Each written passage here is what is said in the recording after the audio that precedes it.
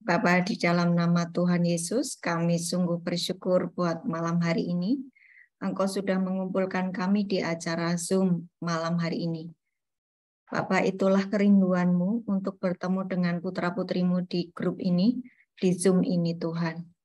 Dan hari ini kami sudah siap belajar bersama-sama. Engkau mengurapi setiap kami, baik hamba-Mu maupun setiap anak-anak-Mu yang belajar mendengarkan hari ini. Berikan kami Tuhan tanah hati yang baik, bersihkan Roh Kudus dari setiap yang Tuhan tidak berkenan. Agar setiap benih firman-Mu kami tangkap, dan itu berakar, bertumbuh, berbuah lebat, menghasilkan buah-buah. Tuhan, biar kami mengetahui kebenaran, dan kebenaran itu akan memerdekakan kami. Dan juga kami dihindarkan dari setiap penyesatan-penyesatan yang hari-hari ini sedang ditaburkan oleh iblis.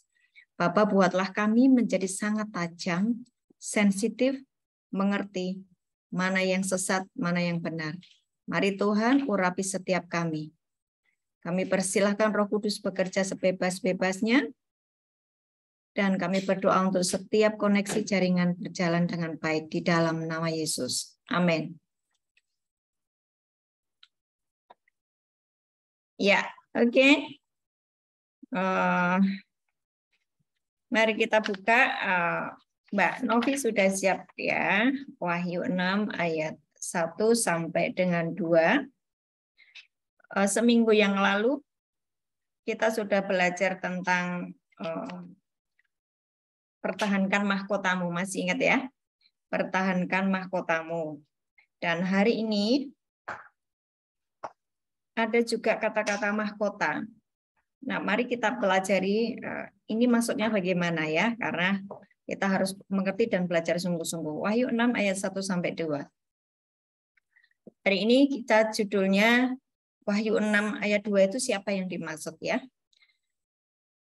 Maka aku melihat anak domba itu membuka yang pertama dari meterai itu, dan aku mendengar yang pertama dari keempat makhluk itu berkata dengan suara bagaikan bunyi guru, mari. Ayat 2. Dan aku melihat sesungguhnya ada seekor kuda putih, dan orang yang menungganginya memegang sebuah panah, dan kepadanya dikaruniakan sebuah mahkota. Lalu ia maju sebagai pemenang untuk merebut kemenangan. Wahyu 6 ini diceritakan bahwa ada 4 kuda ya. Yang kuda yang pertama adalah kuda putih, yang kedua adalah kuda merah, ketiga adalah kuda hitam, dan keempat adalah hijau kuning. Jadi ini kuda yang putih ini yang enggak ada penjelasannya ya. Nanti Bapak Ibu pelajari lagi. Nah, yang kuda merah itu dia membawa apa? Kuda merah itu mengambil damai sejahtera dan untuk membuat orang-orang saling membunuh. Nah, perhatikan hari-hari ini di berita-berita nih ya, orang saling membunuh itu kayak membunuh kecoa aja ya. Betul nggak? Ya, di berita-berita TV ini loh manusia ini kok dibunuh sesamanya dengan sangat mudah dan nggak ada rasa namanya hati nurani ya. Ini kuda merah padam mengambil damai sejahtera dan saling membunuh, mengambil damai sejahtera. Damai sejahteranya diambil. Sehingga mereka tidak lagi memiliki takut akan Tuhan ya. Meterai ketiga itu ada penjelasannya, yaitu bawa timbangan. Terus kemudian terjadi apa? Resesi, secupak gandum sedinar, 3 cupak jelai sedinar, semua harga-harga menjadi mahal. Dan hari ini juga sudah terjadi harga-harga sangat mahal. Meterai keempat, penunggang kuda hijau kuning, penunggangnya bernama Maut, membunuh dengan pedang, kelaparan, sampar, dan binatang-binatang buas. Dan beberapa waktu yang lalu baru saja itu saya dikasih lihat binatang-binatang itu mengerikan ya. Nah, mari Bapak Ibu belajar sungguh-sungguh. Nah, yang ini yang ayat 2 ini enggak ada penjelasannya. Ya kan? Yang kuda putih menungganginya memegang sebuah panah dan sebuah mahkota. Itu tidak ada penjelasannya. Tapi cuma dia dia maju sebagai pemenang untuk merebut kemenangan. Garis bawahi bahwa yang dipegang itu panah ya. Yang dipegang apa? Panah, garis bawahi sebuah panah. Mahkotanya berapa? Yang ayat 2 ya, Wahyu 6 ayat 2. Mahkotanya 1. Ya, ada mahkota. Kita seminggu yang lalu belajar juga mahkota. Dan ini hari ini ada mahkota. Yuk mari belajar sungguh-sungguh. Sekarang kita bandingkan dengan Wahyu 19 ayat 11 sampai 16. Wahyu 19 ayat 11 sampai 16. Lalu aku melihat surga terbuka, sesungguhnya ada seekor kuda putih dan ia yang menungganginya bernama yang setia dan yang benar, ia menghakimi dan berperang dengan adil. Matanya bagaikan nyala api dan di atas kepalanya terdapat banyak mahkota, garis bawahi banyak mahkota. Dan padanya tertulis suatu nama yang tidak diketahui seorang pun kecuali ia sendiri. 13, ia memakai jubah yang telah dicelup dalam darah dan namanya ialah Firman Allah.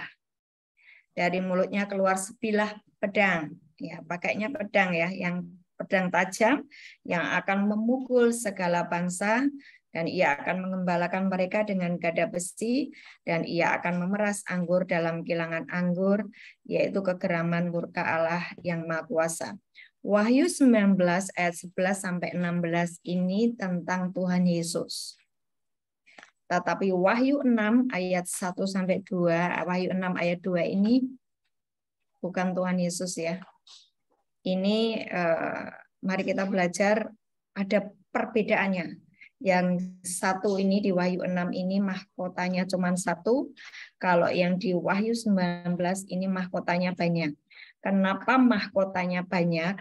Karena Tuhan Yesus itu sudah mengalahkan iblis, dosa, maut, mengalahkan kutuk, mengalahkan kematian, mengalahkan sakit penyakit. Ya, jadi mahkotanya banyak. Terus perhatikan kalau kata-kata panah ya, yang di Wahyu 6 itu, bahwa si penunggang itu membawa panah. Bapak Ibu kalau mengingat panah, ingat apa? Kolose 6 ayat 16 ya. Kolose 6 ayat 16 itu isinya apa? Dalam segala keadaan pergunakanlah perisai iman yang dapat memadamkan semua panah api dari si jahat. Jadi ada kata panah api dari si jahat. Orang-orang yang terkena panah apinya si jahat biasanya ada begitu banyak masalah di dalam hidupnya. Ya, Tuhan tidak memakai panah. Memang ada firman Tuhan bahwa ada anak laki-laki itu seperti anak panah di tabung Tuhan.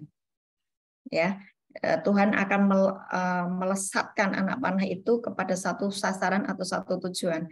Tapi itu bukan sebagai senjata. Ya, kalau senjatanya Tuhan Yesus itu adalah pedang. Pedang itu bicara apa?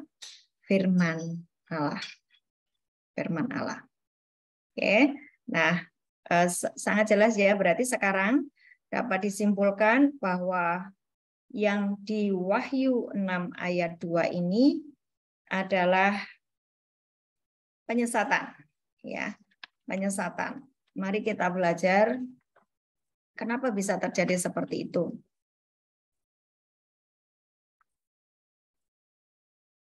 Oke. Wahyu 6 ayat 2 pakai terjemahan yang lain dari firman Allah yang hidup. Ia berangkat ini ya, Wahyu 6 ayat 2. Lalu maju sebagai pemenang untuk merebut kemenangan. Penunggang kuda putih itu bawa panah dan ada satu mahkota, lalu maju sebagai pemenang untuk merebut kemenangan. Maju sebagai pemenang untuk merebut kemenangan. Kalau kita nggak belajar sungguh-sungguh ini dikira Tuhan Yesus. Ya. Nah, terjemahnya yang lain, firman Allah yang hidup, ia berangkat untuk mengalahkan musuh-musuhnya dan memenangkan banyak peperangan. Kalau terjemahan yang sederhana Indonesia, Kemudian ia berangkat ke bumi untuk mengalahkan para musuhnya. Nah, intinya bahwa Wahyu 6 ayat 2 ini sebenarnya adalah kuasa atau kekuatan dari agama atau kegerakan palsu. Apa? Kekuatan atau kuasa dari agama atau kegerakan palsu yang sedang dilepaskan untuk menipu banyak orang. Ya, saya ulang bahwa Wahyu 6 ayat 2 ini berhubungan dengan penyesatan. Dia memakai kuasa, memakai kekuatan dari agama atau kegerakan palsu. Ya, sepertinya kegerakan dari Tuhan, tetapi itu kegerakan palsu. Dan itu sedang dilepaskan hari-hari ini untuk menipu banyak orang. Ya. Kegerakan palsu ini dilepaskan ke bumi, menyesatkan orang yang tidak mencintai kebenaran. Wow. Tidak mencintai kebenaran. Berarti malas baca firman. Tidak pernah memikirkan hal-hal tentang firman. Pikirannya hal-hal duniawi melulu. Inilah orang-orang yang rentan dengan penyesatan. Sepertinya kegiatan gereja, sepertinya satu kegerakan yang dari Tuhan, sepertinya. Tetapi itu kegerakan palsu. Nah, sampai di sini direnungkan dulu. Saya ini sedang berada di dalam kegerakan Tuhan yang sesungguhnya atau kegerakan palsu. Saya disuruh ini, saya disuruh itu, saya melakukan ini, disuruh pemimpin, ini saya mengerjakan oleh karena diperintah oleh Roh Kudus atau bukan. Tidak semua kegiatan rohani di gereja itu dituntun oleh Roh Kudus. Sampai di sini paham ya? Karena itu mirip-mirip, sama-sama menunggang kuda putih, sama-sama punya mahkota. Ya, perhatikan dengan jeli. Kita seminggu yang lalu sudah belajar mahkota. Ya, siapa yang punya mahkota adalah orang-orang yang sudah melayani dengan setia, ya, melayani dengan setia dan benar ya, bukan dengan kebenaran diri sendiri, tetapi kebenaran sesuai dengan firman Tuhan. Dan dia memiliki kedudukan dan otoritas di dalam Tuhan. Itu adalah orang-orang yang memiliki mahkota. Nah, di Wahyu 6 ayat 2 ini dia juga punya mahkota. Ini walaupun ini spirit ya, tetapi ini menunggangi para pemimpin di gereja. Bapak Ibu yang tergabung di WA grup KKS, karena kita setiap hari sudah belajar firman Tuhan, saya harap semuanya aware, ngerti, sensitif. Saya ini lagi bergerak dengan tuntunan Roh Kudus atau bukan? Supaya apa? Di akhirnya nanti Bapak Ibu tidak kecewa. Ya. Ujungnya itu nanti membawa apa? Kecewa kepada Tuhan. Ujungnya membawa apa? Kecewa kepada Tuhan ya. Karena dia tidak mengalami janji-janji Tuhan. Karena apa? Sebetulnya dia sudah berada di jalan yang sesat. Ya. Nah, yuk kita belajar bagaimana supaya kita ini tidak disesatkan dan tidak menjadi penyesat. Bapak Ibu yang sudah mulai pelayanan, pastikan bahwa kita ini tidak menyesatkan orang-orang dengan pengajaran-pengajaran yang kita bawa. Dan kita sebagai orang yang mendengarkan, jangan sampai disesatkan. Ya, mari mengerti dengan sungguh-sungguh. Orang tersesat karena apa? Tidak tahu rambu-rambu. Atau dia sudah pakai GPS, tapi nggak bisa baca GPS-nya. Atau salah melihat GPS-nya, sehingga dia tersesat. Betul nggak? Nah, rambu-rambu di dalam hidup kita itu apa? Sebetulnya firman Tuhan sudah kasih rambu-rambunya, ya kan? Ya kan? Sudah kasih guide-nya. Kita buka di Ibrani 12 ayat 2. Supaya kita ini tidak tersesat dan tidak menyesatkan banyak orang dengan pengajaran-pengajaran kita. Ya. Yang sudah bergabung di KKS lama ataupun yang baru,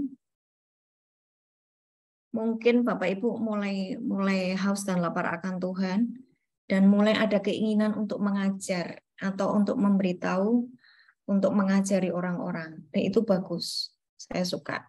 Karena memang tujuannya dibentuk ini adalah kita memuridkan, menjadikan banyak orang itu murid Tuhan. Bukan pengikut. Enggak perlu banyak. Yang penting apa?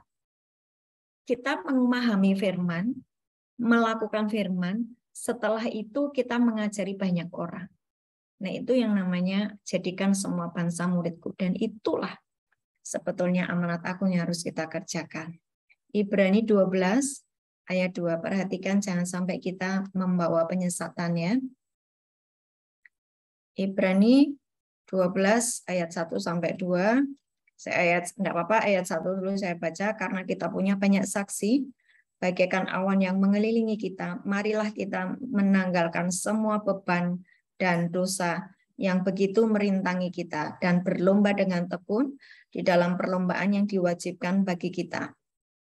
Jadi perhatikan bahwa hidup kita ini pertandingan iman, ya Bapak Ibu. Hari ini yang coba dibuka di ayatnya 1 dulu Mbak Novi. Bapak Ibu yang hari ini mungkin merasa lelah, merasa lesu, merasa kok masalahku tidak habis-habisnya. Ingat di ayat 1. Ayat 1 bahwa hidup kita ini adalah pertandingan. Lah kalau pertandingan, stamina rohanimu harus dipertahankan. Jangan mudah marah, jangan mudah patah, jangan mudah putus asa. Engkau sedang bertanding, berlomba dalam pertandingan iman.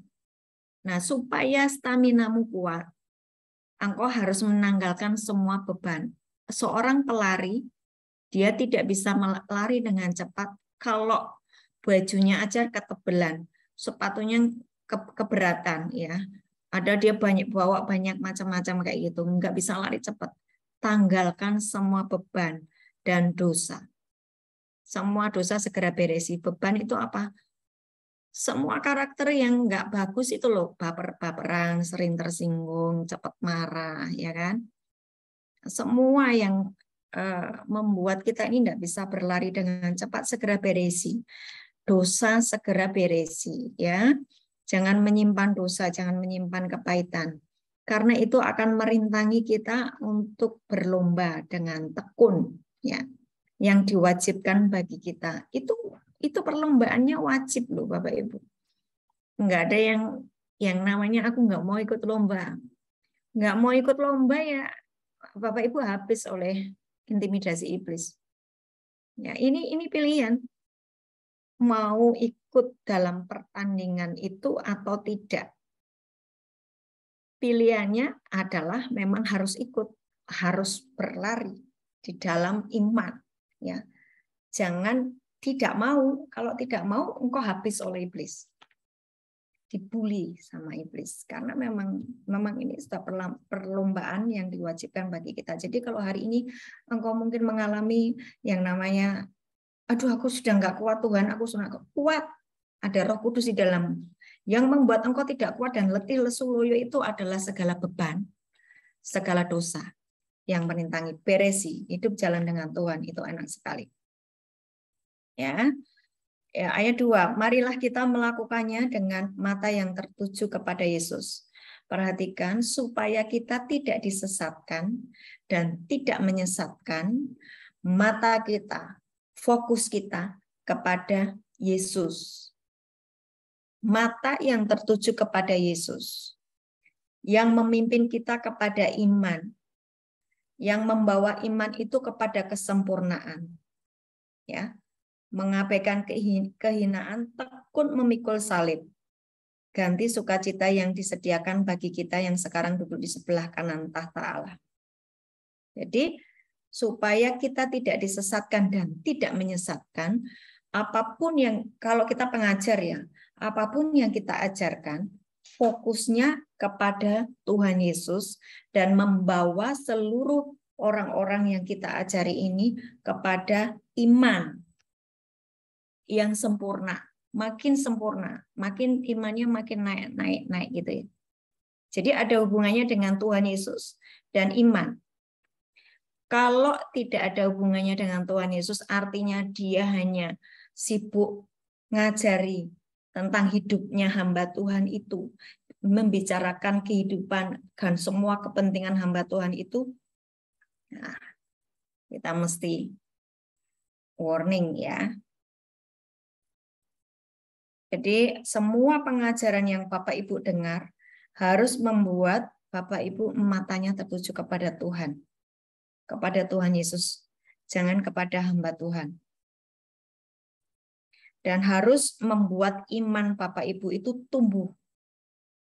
Selalu mengajarkan mati daging atau memikul salib. Ya, itu ciri-cirinya. Kalau yang sudah ngajari kompromi, lupakan. Jangan didengarkan.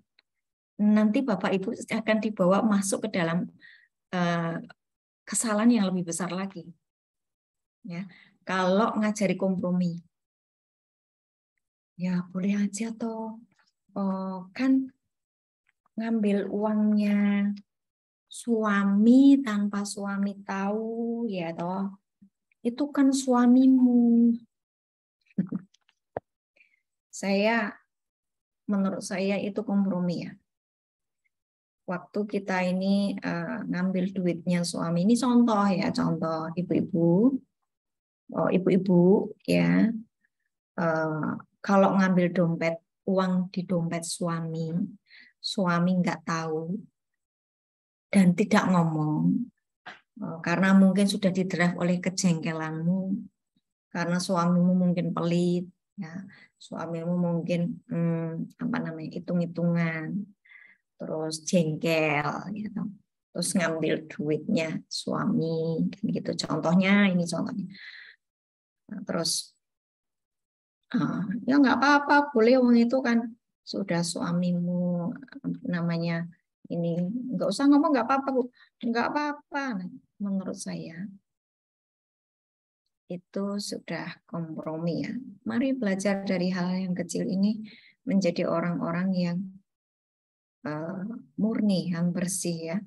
Jangan kompromi dengan dosa apapun. Selalu katakan dengan jujur, minta izin ya.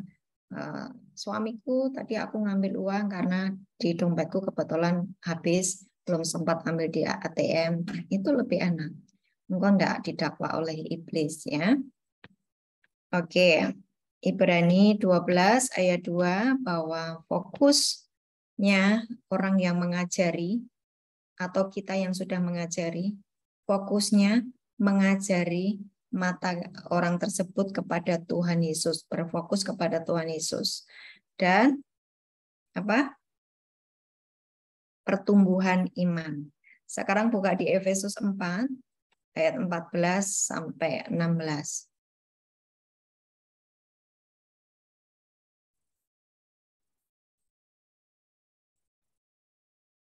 Nah, orang-orang yang mudah disesatkan adalah masih kanak-kanak rohani.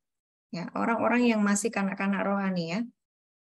Sehingga kita bukan lagi anak-anak yang diombang-ambingkan oleh rupa-rupa angin pengajaran, oleh permainan palsu manusia, dalam kelicikan mereka yang menyesatkan. Garis bawahi, permainan palsu manusia dalam kelicikan mereka yang menyesatkan. Jangan dipikir bahwa semua yang melayani di gereja itu semua kudus.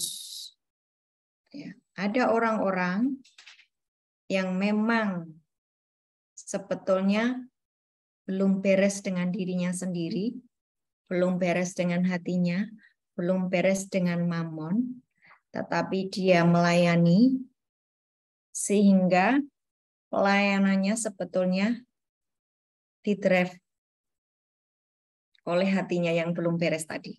Dan itu selalu pasti akan ditunggangi oleh penyesat. Selalu, pasti. Kalau tidak diberesi. Ya, ini makanya disebut di Efesus 4 ayat 14 ini, permainan palsu manusia dalam kelicikan mereka yang menyesatkan. Ya.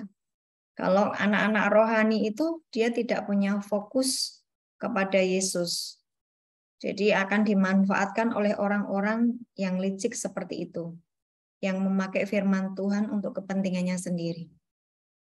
Memakai firman Tuhan untuk kepentingannya sendiri. Orang-orang yang mudah dijebak ini adalah anak-anak rohani. Mereka yang tidak mencintai kebenaran, tidak mencintai firman. Gampang sekali dikerjain ya. Ayat 15, coba dibaca di ayat 15. Seharusnya kita ini sebagai jemaat, sebagai domba-domba, teguh, ya, kokoh, kuat, berpegang pada kebenaran di dalam kasih. Jadi waktu saya, kenapa kok saya ini enggak capek-capeknya loh, ya baca firman, kemudian merenungkan firman, share firman gitu ya, enggak ada capek-capeknya. Karena apa? Saya sedang melakukan firman ini, teguh berpegang kepada firman, kokoh berpegang pada firman, kuat berpegang pada firman, berpegang pada kebenaran di dalam kasih. Ya. Supaya apa? Supaya saya enggak tersesat dan supaya saya juga tidak menyesatkan.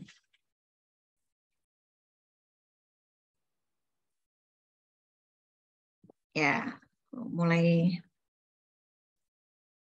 dipahami ya, mulai diperenung-renungkan. Saya ini berada di dalam komunitas seperti apa? Ya, saya ini tinggal di dalam gereja yang seperti apa?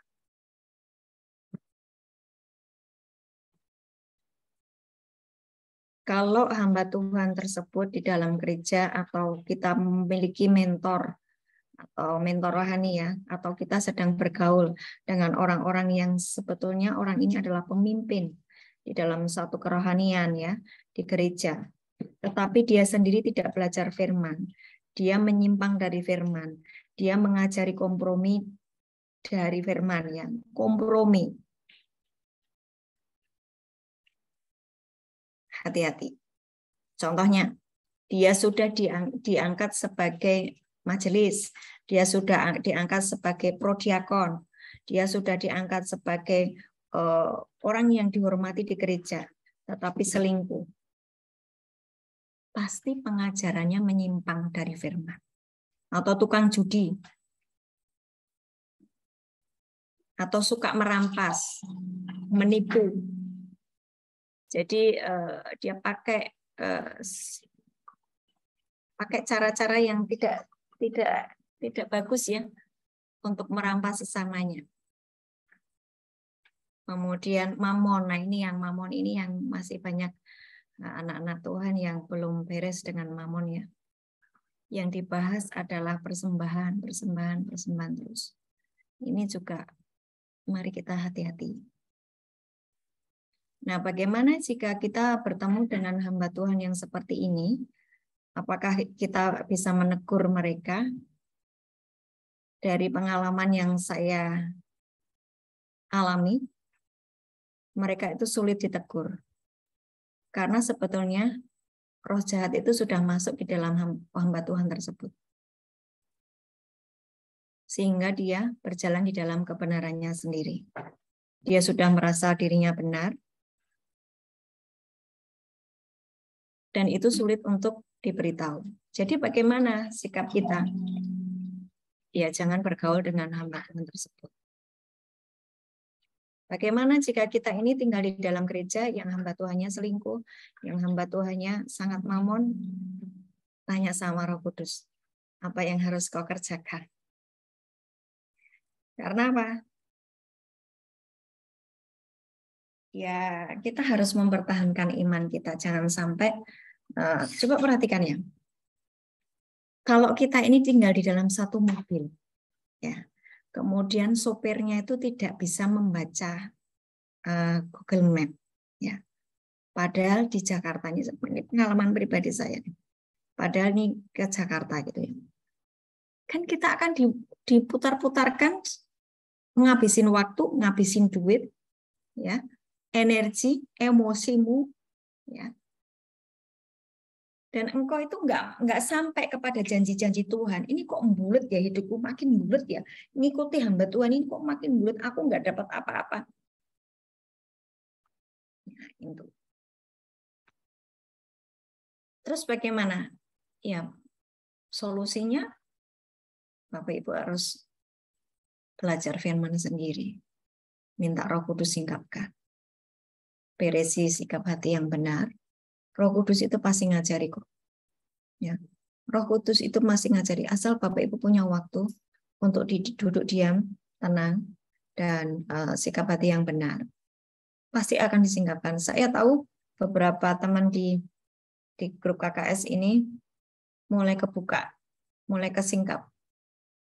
Waktu saya duduk diam dengan Tuhan, saya merenungkan firman sungguh-sungguh, belajar dengan Roh Kudus.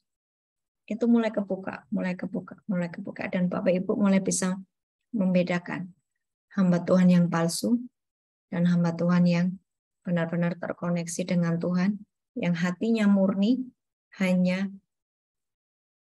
menyampaikan firman Tuhan, bukan agenda pribadinya, tapi menyampaikan firman Tuhan.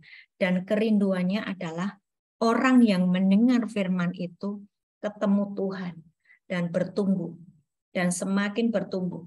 Dan dia tidak hanya bertumbuh, tetapi juga sudah mulai bisa mengajar yang benar sesuai firman Tuhan.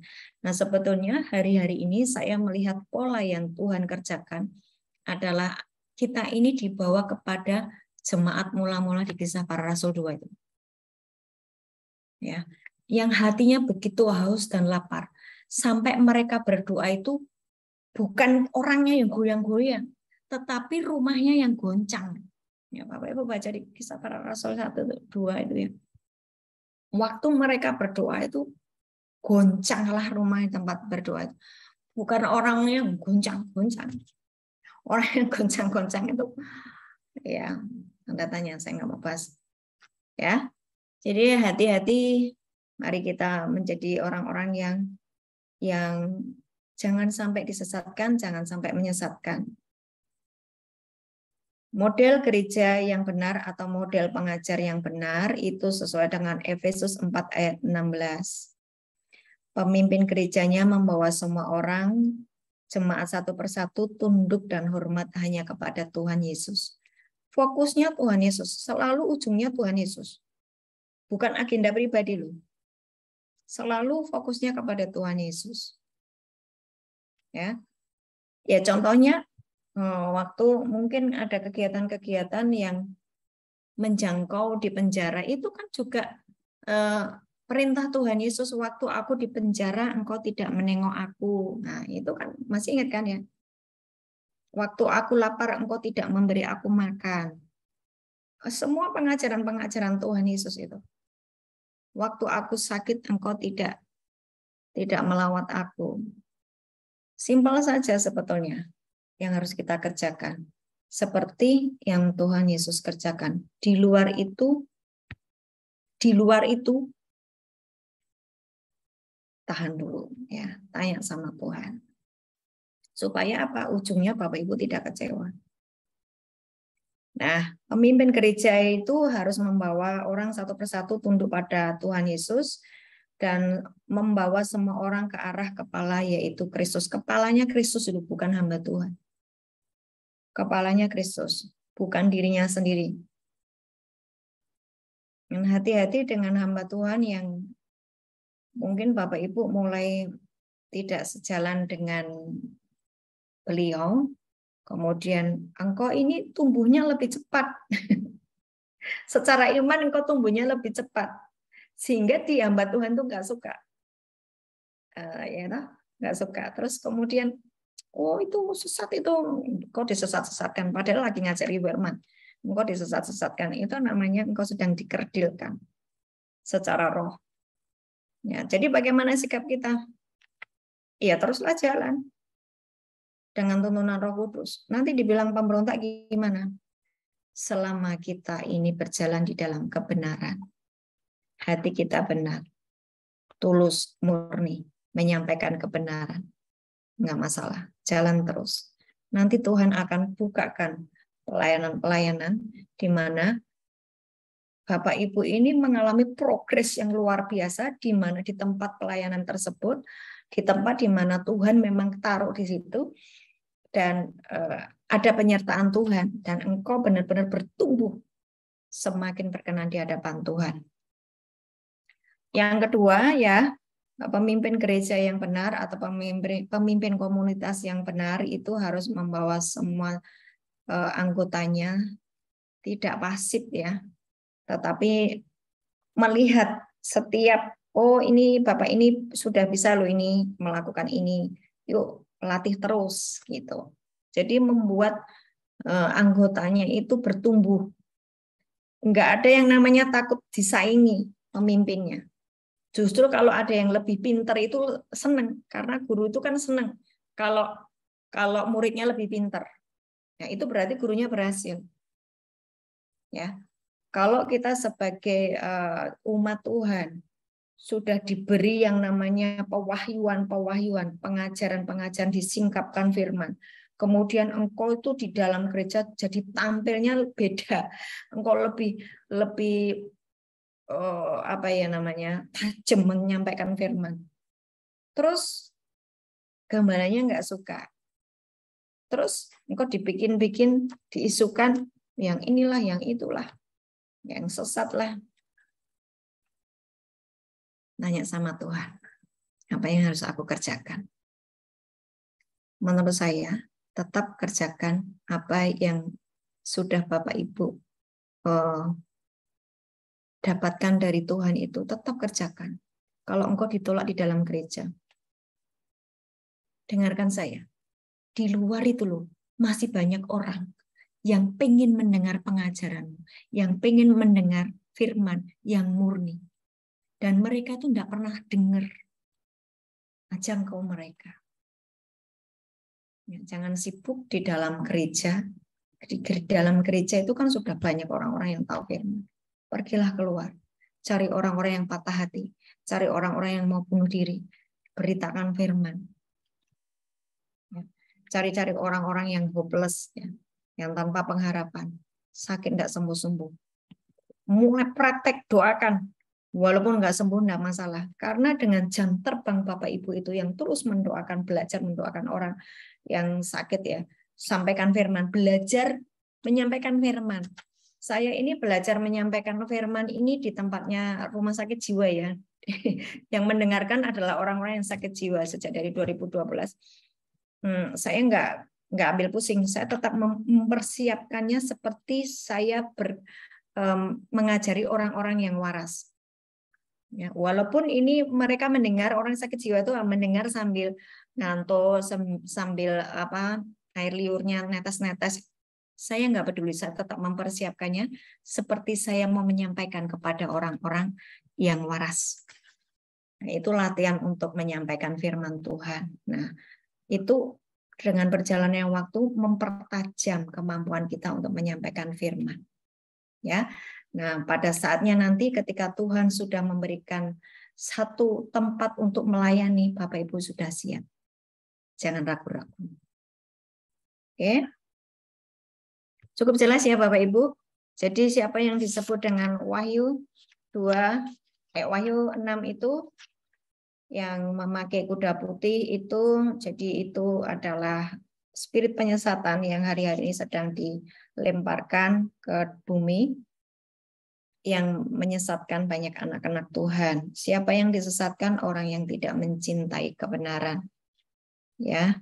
Dan pastikan bahwa kita juga bukan orang yang menyesatkan dan bukan yang disesatkan.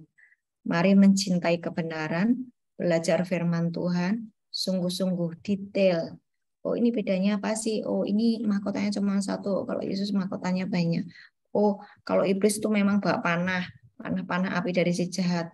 Makanya dia bawa panah. Oh, kalau Yesus itu bawa pedang. Pedang itu apa? Firman Tuhan. Jadi kayak gitu loh. Merenung-renungkan firman, jadi dibaca firman jangan hanya sambil lalu, tetapi terus direnungkan supaya apa? Kita hidup di dalam kebenaran dan tidak disesatkan. Tuhan Yesus memberkati. Silahkan sekarang saya buka pertanyaan. Kita belajar ya. Ya, Pak. Pak Wahyu. Ya.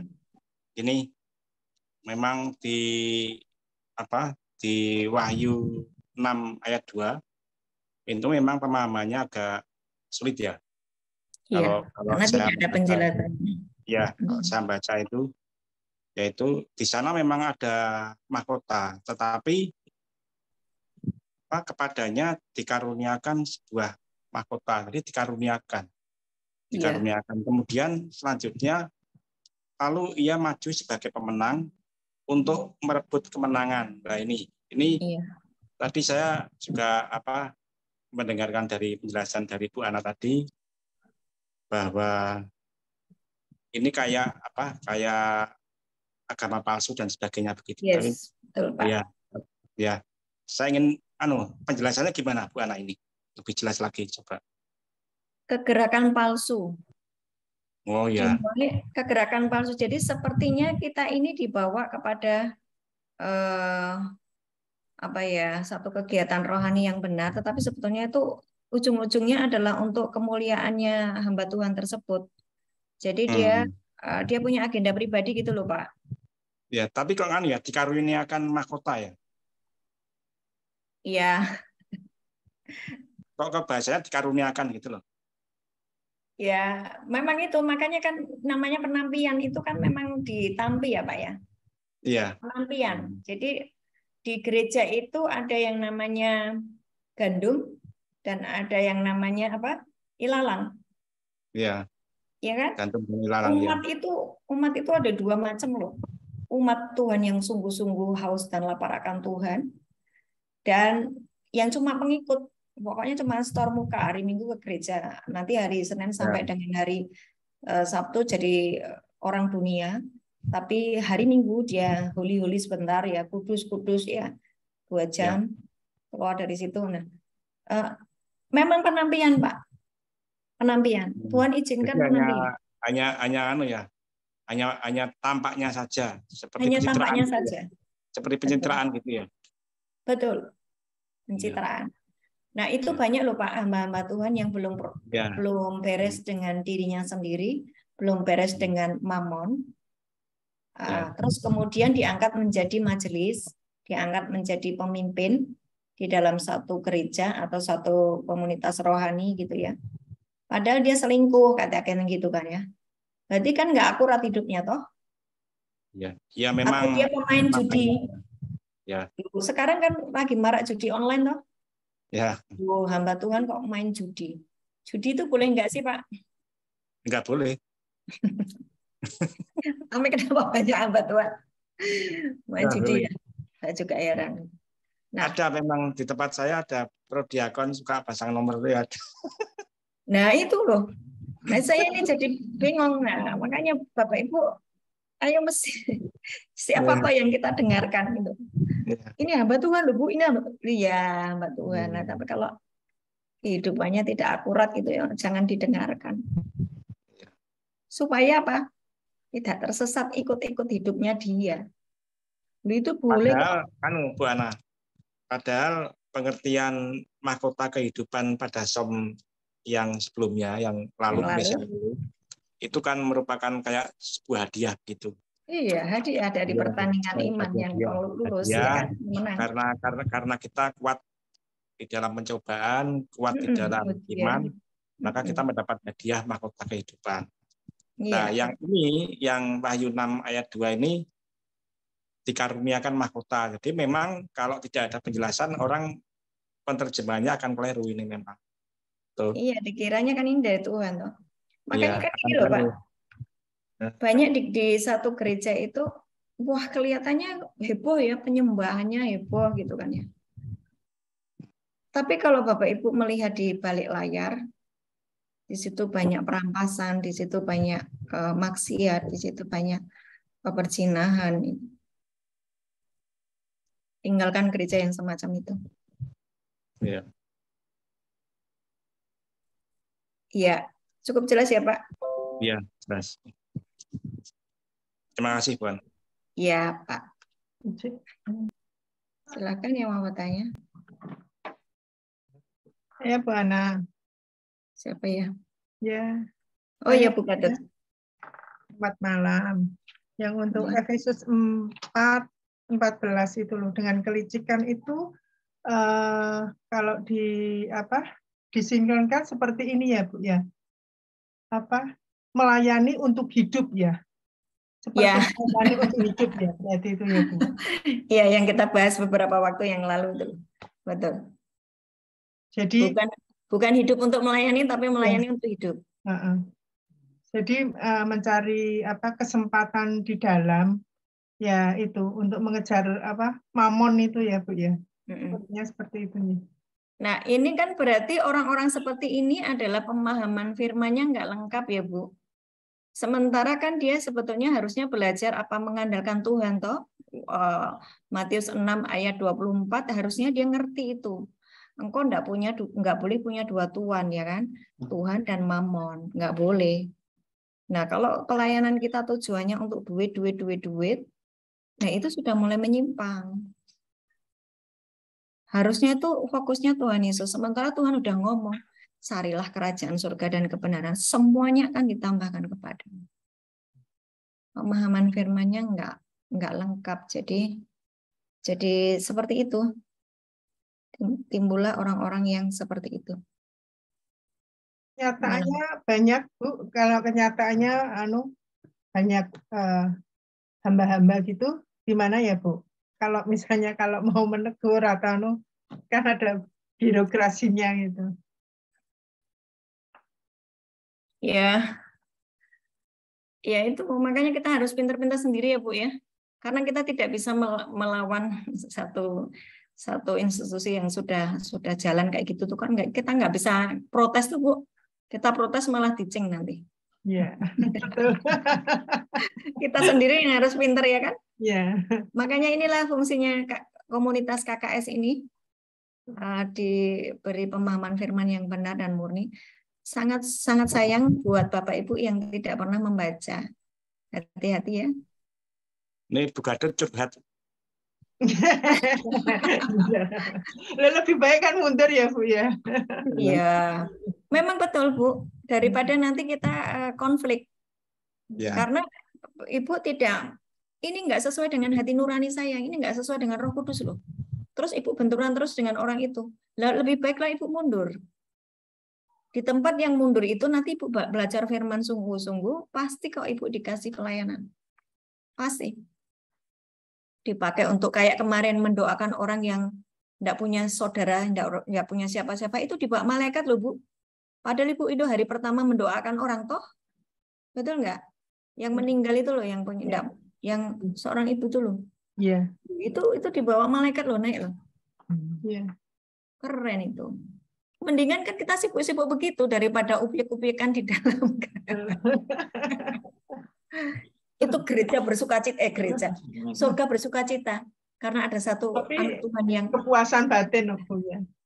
Batinnya puas. Tuhan juga puas loh. Tuhan itu seluruh malaikat itu sukacita. Ya, malah itu yang pelayanan yang keren. Buatlah sukacita surga ya. Ngapain buat orang seneng? Buat surga seneng aja deh. Ya, silakan. Ada lagi? Ada, Bu. Sekarang kan banyak orang disebut nabi. Nah, pertanyaannya, bedanya dengan hamba Tuhan, gembala, pendeta, pastor, dan evangelis? Nabi biasanya yang disebut nabi itu dan dia menamakan dirinya sendiri nabi adalah yang punya karunia penglihatan ya. Betul nggak? Dia melihat di dimensi alam roh, orang tidak bisa melihat, tapi dia bisa melihat. Nah itu biasanya kemudian disebut dengan nabi. Tetapi perhatikan baik-baik, Bapak Ibu jangan mengikuti nabi palsu, karena hari-hari ini banyak nabi palsu. Tujuannya ujung-ujungnya dompetmu dikuras. Ya, hati-hati. Jadi bagaimana saya membedakan ini nabi dari Tuhan atau nabi palsu? Nabi Tuhan itu semua penglihatannya pasti sesuai dengan firman. Dan kita yang mendengarnya nggak takut loh. Karena apa? Kita sudah mendapatkan firman lengkap. Contoh gini ya. Nabi itu ngajari tentang akhir zaman. Terus kita yang dengernya itu jadi takut. Lah ya itu salah jelas. Loh kok bisa dikatakan itu salah? Karena gini loh. Yesus itu kan alfa dan omega toh. Di akhirnya itu di kitab Wahyu diceritakan bahwa pemenangnya lakonnya tuh yang menang siapa? Yesus kan. Lah kalau kamu kita ini sudah jadi satu dengan Tuhan Yesus, ngapain takut dengan akhir zaman? Justru kita ini malah senang loh. Kita ini mempelainya sebentar lagi siapa namanya raja kita itu datang menjemput kita loh. Harusnya kan senang. Nah terus yang dibesar-besarkan antikrisnya. Ngapain? Yang dibesar-besarkan Yesusnya dong. Nah gitu. Bisa bedakan ya. Nabi palsu dengan nabi yang dari Tuhan. Nabi palsu itu ujung-ujungnya duit, bisa percayalah. Ujung-ujungnya duit. Nabi Tuhan itu menyampaikan kebenaran firman Tuhan, pesan-pesan Tuhan yang fresh dari ruang tahta. Salam Bu, saya boleh cakap? Boleh sekali, Ibu dari Malaysia. Silakan bercakap-cakap. Tadi kan cakap pasal nabi palsu. Sebab last year kah, saya ada ikut satu nabi, kononlah nabi dia. Profet, seorang profet. Lepas tu aku rasa dia ni mamon kot. Sebab mula-mula dia macam ni, dia tengok Edenel. Dia cakap, kan tadi cakap yang dia boleh tengok alam roh kan, dia bagi tahu yang Edenel ini dibuat seperti kayak apa boneka. Lepas itu diikat di dahan pokok yang paling rapuh katanya. Lepas tu dia cakap kalau mau saya doakan Oke, direct message saya dia cakap. Lepas tu lepas Zoom kan, jadi saya message lah. Sekali dia minta, sebab masa tu belum terbuka lagi mata, dia minta bayar ya. Suruh bayar ya Bu ya. Bayar $160 US dollar, macam 670 kah ringgit Malaysia untuk bayar. Oke, saya bayar. Bayarlah tuh.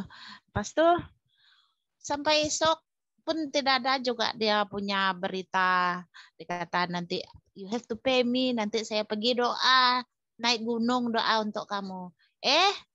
Sampai besok-besok tidak ada juga itu berita. Thank you Bu. So itu nabi palsu yang saya tahu lah. Sebab keinginan saya kan untuk ikut Zoom, mau tengok-tengok apa macam mana, siapa yang apa. Tahunya saya kena. Jadi lepas tak ada apa-apa dia bagi tahu tuh kan, terus saya tidak ikutlah sudah. Tapi macam Jun dekah dia ada datang sini tapi saya tidak ikut. Sebab saya tengok dalam itu apa yang dia kawan sharekan, dia tengok dalam dia punya Facebook, dia macam ni biasa tolak memang kalau orang tumbang. Iya. Mukjizat palsu. Iya, Bu Nisi sudah sangat jelas ya. Speakernya mati Bu Nisi. Ya. Speakernya mati lagi tuh.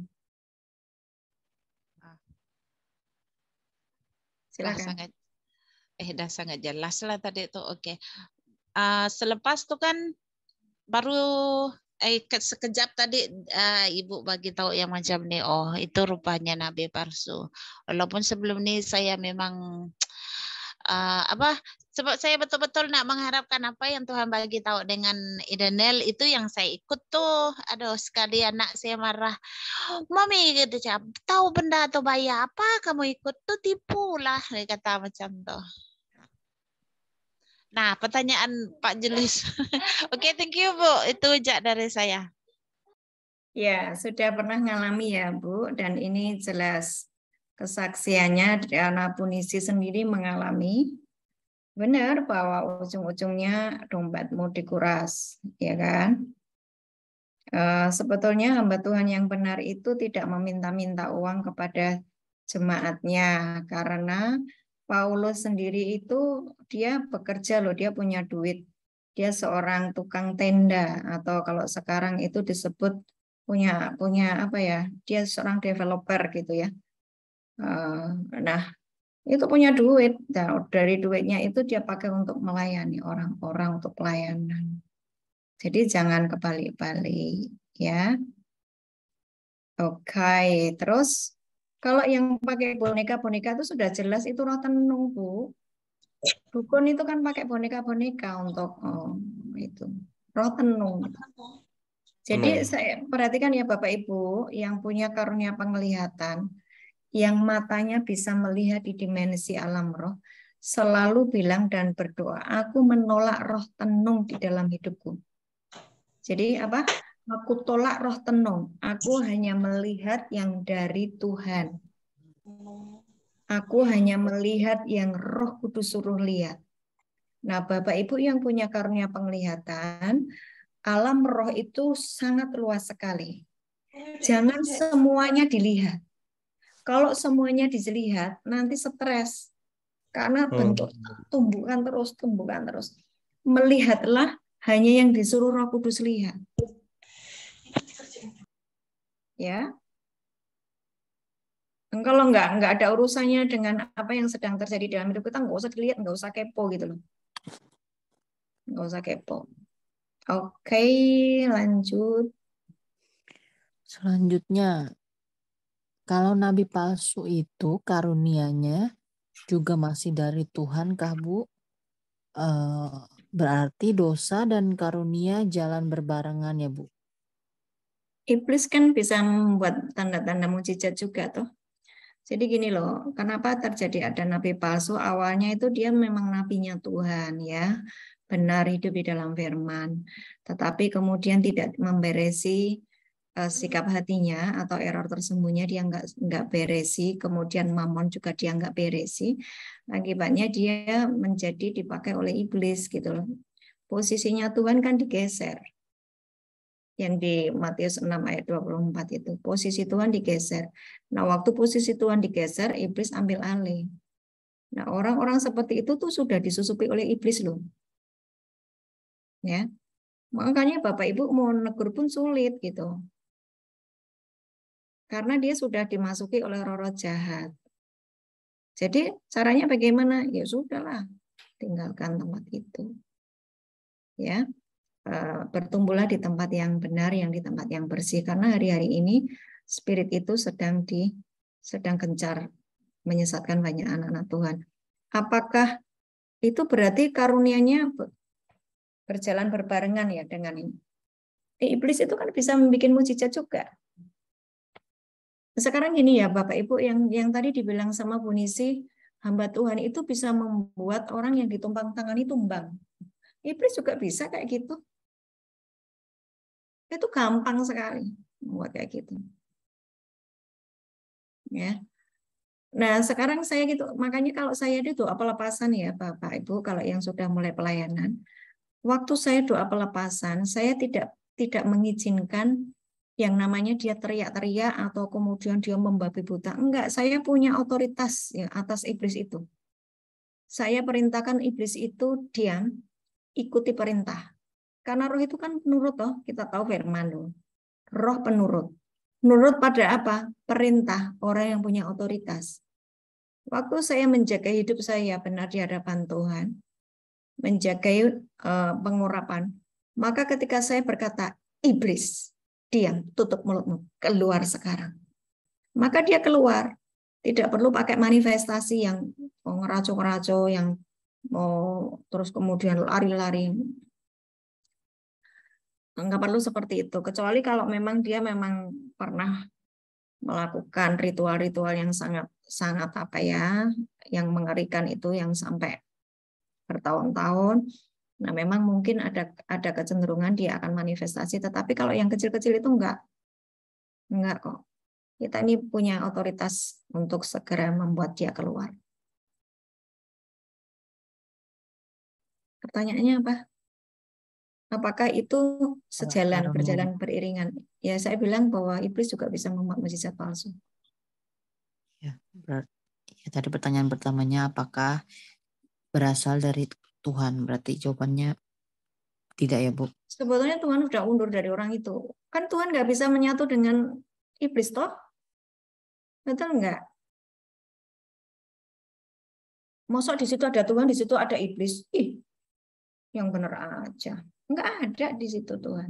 Tuhan itu sudah undur. Seperti Saul itu loh, roh Tuhan undur daripadanya.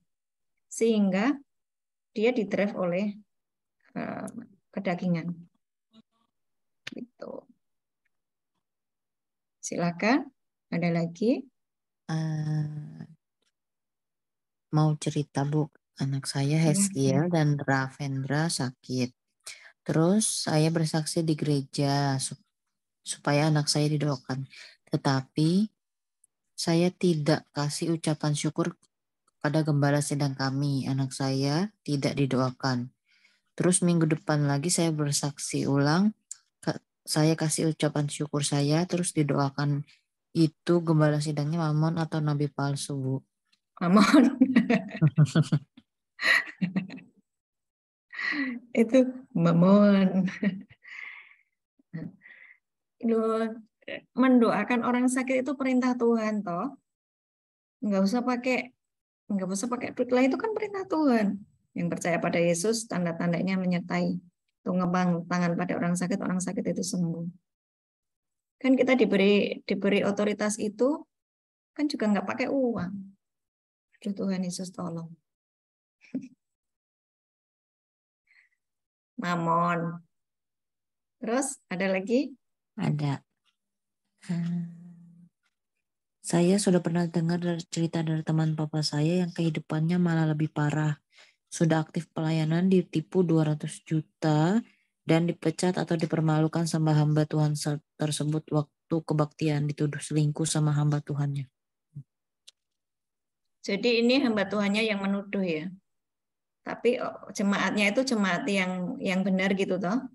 Terus ditipu dengan 200 juta, terus kemudian dipermalukan. Lah itu mengerikan sekali tuh gereja seperti itu. Ya itu sudah banyak setannya. Roh Kudus sudah tidak ada di situ. Tidak ada kebenaran disampaikan. Isinya cuma duit. Dan kebohongan. Penindasan kepada orang-orang jemaatnya. Tinggalkan gereja seperti itu. Supaya apa? Ya, supaya Bapak Ibu tidak tinggal di dalam penyesatan yang lebih dalam lah. Ya kan? Nanti tambah kepahitan lah. Ya. Lalu tujuannya kita ke gereja itu kan supaya bertumbuh imannya, malah kepahitan, malah tidak membangun iman. Ada lagi? Belum ada, Bu. Ada yang mau kesaksian atau mau cerita, silakan. Supaya apa? Kita ini keluarga besar KKS ya. komunitas keluarga kerajaan surga, artinya bahwa kita ini keluarga, jangan malu-malu dengan keluarga sendiri untuk bercerita. Yuk silakan yang mau cerita atau mau didoakan.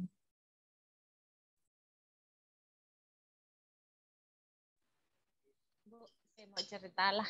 Tak ada orang kan. Ambil kesempatan cerita. Boleh pindah gereja boleh. Nanti kalau misalnya gini, kan Bapak Ibu sudah lihat keeroran dari gembala tersebut, gitu kan ya? Keeroran dari gembala tersebut. Nah, kemudian nanti biasanya tuh gini loh, kalau ada kita tuh mau keluar kan nanti di situ kayak keluar kutub gitu loh. Jangan takut asal kita ini berjalan di dalam kebenaran, ya. Semua kutuk yang dilepaskan oleh orang-orang, meskipun itu hamba Tuhan, tidak kena, malah dia kena ke dia sendiri, kena ke orangnya yang ngomong sendiri. Karena kita sudah diproteksi dengan kebenaran, dengan firman Tuhan, dengan darah Yesus, ya. Tidak usah takut. Saya ngajak Bapak Ibu itu hari-hari ini jangan berjalan di garis abu-abu ya.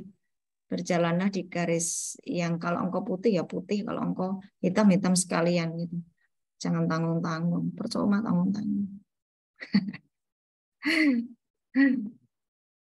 Tapi maksud saya ini loh, jalannya di tempat yang benar loh ya. Jangan kompromi, maksudnya begitu. Ayo, ada lagi yang mau cerita? Tadi Bu Nisi ini banyak loh pengalamannya karena mau memang cerita kan Bu Nisi? Memang ya Malaysia kan tempatnya itu. Ya kan, Bu? Kayak Malaysia banyak yang ganas ya, Bu. Iya. Tidak, saya mau ceritakan kebaikan Tuhan. Sebab kan 10 tahun lepas waktu melahirkan Edenel kan saya terima bantuan darah lah. Back darah. Kurang keras Bu suaranya. Oh, cakap besar. Oh, jam nih. Oke, Ya, gitu. Macam nih. Saya mau ceritakan kebaikan Tuhan.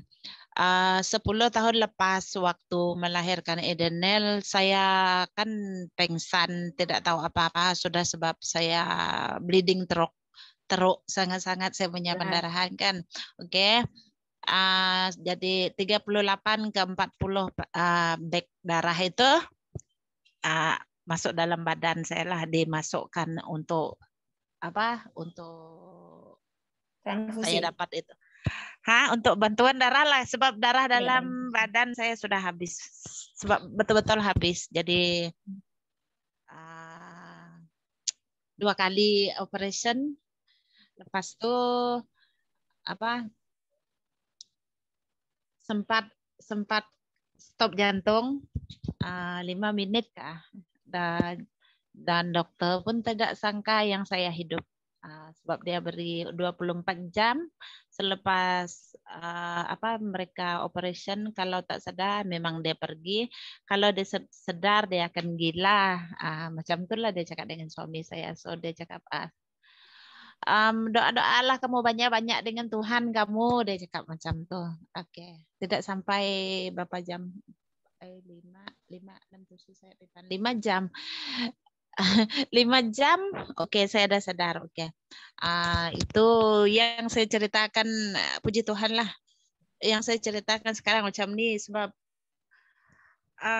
dari awal tahun, kalau dari tahun lepas kan saya selalu mengalami gatal-gatal yang macam allergic, yang benjol merah besar macam tu. Ulang alik pergi hospital, pergi lagi dekat klinik swasta, memang dorang bagi Edenel. Mereka bagi ubat gatal apa semua, sampai suntik pun tak ada kesan apa-apa. Jadi tiba-tiba dalam itu saya Roh Kudus berbisik, dia cakap, entahlah apa kata kamu berdoa, minta Tuhan cucikan darah kamu tuh, murnikan darah kamu tuh, supaya tidak ada lagi kamu susah-susah makan pil, makan obat gatal, katalah macam tuh. Oke. So saya ikutlah. waktu gatal-gatal kan saya sebutlah Tuhan sikap tolong Tuhan sikap saya tamu gatal-gatal macam ini sikap tolong suci kan darah orang-orang 38 ke 40 orang yang ada dalam badan saya 10 tahun lepas. Tolong Tuhan murnikan darah ini supaya saya tidak lagi mengalami gatal-gatal nih, segala virus sakit penyakit pergi macam tuh. Oh puji Tuhan, dah 2 minggu Bu tidak gatal lagi. Itu kebaikan Tuhan luar biasa. Nah, itu kan nggak perlu didoakan hamba Tuhan toh. Bunisi kan berdoa sendiri, betul? Bunisi dengar sendiri Tuhan berbicara. Ayo doa bersihkan darah yang pernah ngalir di dalam darahmu waktu engkau mendapatkan transfusi darah. Itu dari darah orang-orang yang kita nggak tahu, ya kan? Masuk ke dalam tubuh kita. Otomatis itu mempengaruhi darah, itu kan nyawa toh. Ada spirit-spirit, nah engkau bersihkan itu, bersihkan, tahirkan. Makanya waktu itu beberapa waktu yang lalu kan saya ngajari Bapak Ibu yang memiliki keturunan di atasnya yang suka berzina atau yang dulu pernah membunuh atau yang dulu melakukan banyak keeroran, darah dari nenek moyang yang mengalir ke dalam darah kita itu waktu perjamuan kudus minta ditahirkan darah kita ini. Sehingga iblis itu tidak bisa nuntut. Ya, iblis itu kan kerjaannya mencari-cari celah kelemahan kita. Nah, kalau ada akses atau tempat untuk iblis menuduh hidup kita lewat keturunan-keturunan di atas kita atau lewat darah yang mengalir dalam diri kita, itu iblis punya hak untuk menuduh kita. Makanya beresi. Kan darah Yesus sudah berkuasa menyelesaikan semuanya. Pakai darah Yesus itu. Darah Yesus membersihkan darahku. Tidak ada lagi tuntutan iblis atas hidupku. Badanmu sehat. Ya. Sip. Tidak perlu didoakan hamba Tuhan. Engkau sendiri mengerti firman, punya kuasa otoritas. Ya. Maju terus Bu Nisi. Ayo menangkan Malaysia bagi Tuhan. Ada lagi? Ada Bu, ada yang tanya lagi tentang gereja yang penyakut yang seperti tadi. Di tempat gereja yang dulu kalau mau masukin permohonan doa buat didoakan di gereja, diberi amplop berisi uang sebagai ucapan terima kasih. Entah itu tradisi atau apa, saya juga nggak tahu karena semua jemaat juga melakukan hal itu. Apakah itu mamon atau bukan, karena disebut sebagai ucapan terima kasih karena sudah didoakan di dalam gereja. Bagaimana saya harus mengatakannya? Mohon maaf, tetap aja itu tidak murni. Ya, tidak murni. Lalu kita berdoa untuk orang itu sakit sembuh itu suatu kerjaan yang mulia. Nanti Tuhan itu sendiri yang akan memberkati kita. Jangan pakai acara itu untuk mencari nafkah lah. Iya, kayak pasang tarif itu kan kayak dukun dari berarti. Yo minta apa yo tak doa ya tak bikin ini ya, nanti bayarnya segini.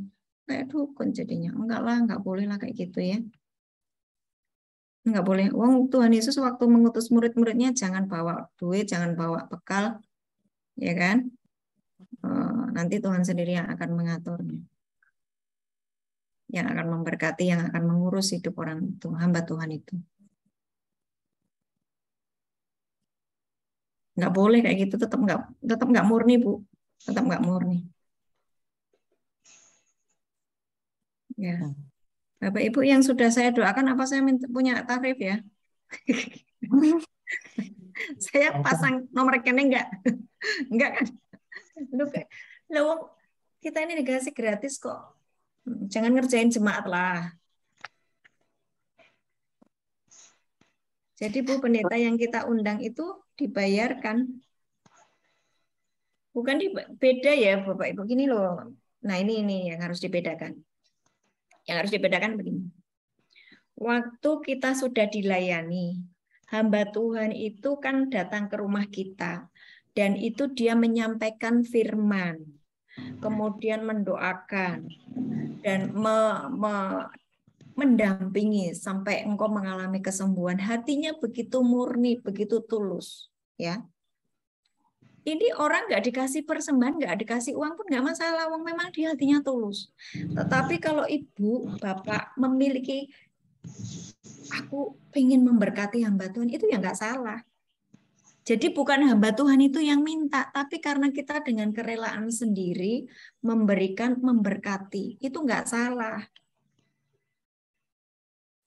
Ya, karena saya sendiri pengen memberkati pelayanannya dia. Oh, dia sampai sini tuh ya pakai bensin. Saya mau memberkati dia. Nggak harus duit. Mungkin keluarganya tuh sangat susah. Ya, tak belikan lauk. Ya nggak apa-apa. Tapi jangan dia yang pakai tarif gitu loh. Bukan dia yang pakai tarif, kita dengan tulus untuk memberkati. Nah, ini yang namanya gereja di Kisah Para Rasul 2 ya, saling menolong, saling memberkati. Ya, silakan, ada lagi yang mau bertanya kali ya. Coba saya pernah. Bu Karuniati. Sebentar, Pak. Bu Karuniati ya, mau bertanya ya. Ya, selamat malam Bu Ana. Saya terima kasih atas doanya, atas nasihat yang Ibu Ana berikan untuk saya pada malam itu. Saya mendadak telepon Bu Ana dan saya benar-benar merasakan bagaimana Bu Ana menasihatkan saya, membimbing saya, menolong saya pada saat itu, dan saya boleh merasakan sampai hari ini pembelajarannya, nasihatnya itu, dan saya semakin kuat, Bu. Saya merasakan ada sesuatu yang sangat luar biasa di dalam diri saya. Sehingga saya bisa, apa yang Ibu omong itu benar, dan saya lakukan. Terima kasih, Bu. Puji Tuhan. Ya. Ya, hidup itu pertandingan ya, Bu. Pertandingan, perlombaan. Teruslah bertanding, teruslah berlari. Jangan membawa beban, jangan membawa dosa, supaya engkau tetap berlari dengan kuat. Berjalan dengan Roh Kudus, ikuti tuntunan Tuhan, baca firman karena itu rambu-rambunya supaya engkau tidak tersesat. Miliki hati yang beres dan engkau akan memenangkan pertandingan itu. Dengan apa? Lewat hidupmu banyak orang akan kenal Tuhan. Itu aja fokusnya. Amin, Bu. Ya. Amin. Ya. Makasih, Bu. Terus. Ya, Tuhan berkati, Bu. Ya. Berkati, Bu. Silakan Pak Wahyu. Ya, pada Zoom hari Kamis yang lalu itu sebetulnya bagus sekali Bu Ana. Itu masalah mahkota kehidupan itu. Saya ingin sharing dengan teman-teman di KKS ini. Ya, silakan Pak. Ya, terutama yang di Yakobus 1 ayat 12 itu. Itu bagus. Jadi berbahagialah orang yang bertahan dalam pencobaan, sebab apabila ia sudah tahan uji, ia akan menerima mahkota kehidupan yang dijanjikan oleh Allah. Jadi pada saat kita menerima pencobaan, kita tidak usah berbuat yang macam-macam. Yang penting kita hidup di dalam kebenaran, kemudian kita juga bertahan di dalam kebenaran itu sampai dengan nanti menunggu waktu Tuhan sehingga kita nanti mendapatkan hadiah mahkota kehidupan itu. Jadi ini betul-betul bisa menguatkan iman kita. Jadi di Yakobus 1 ayat 12 itu bisa menguatkan iman kita. Terutama mereka-mereka yang sekarang ini sedang mengalami pencobaan, itu iman kita bisa kuat dengan Yakobus 1 ayat 12 itu. Mungkin itu Bu Ana. Ya, seringkali waktu kita ini mengalami ujian, ya, mulut kita tuh nggak sinkron dengan iman kita gitu loh. Kita tuh jadi ngomel, komplain gitu, ya kan? Ngomel, komplain. Nah, mari Bapak Ibu hari ini kalau kita lagi mengalami masa yang sulit, bahwa setiap anak-anak Tuhan itu mengalami yang namanya ujian. Ujian itu untuk apa? Naik level. Engkau harus bertumbuh secara iman. Nah, kalau menang nanti dapat mahkota kehidupan. Ya. Jangan sampai waktu ada ujian atau lagi ada sesuatu yang tidak enak, mulut, hati, dan pikirannya itu jadi nggak teruju kepada Tuhan. Mulut inilah suka kepleset. Ya kan?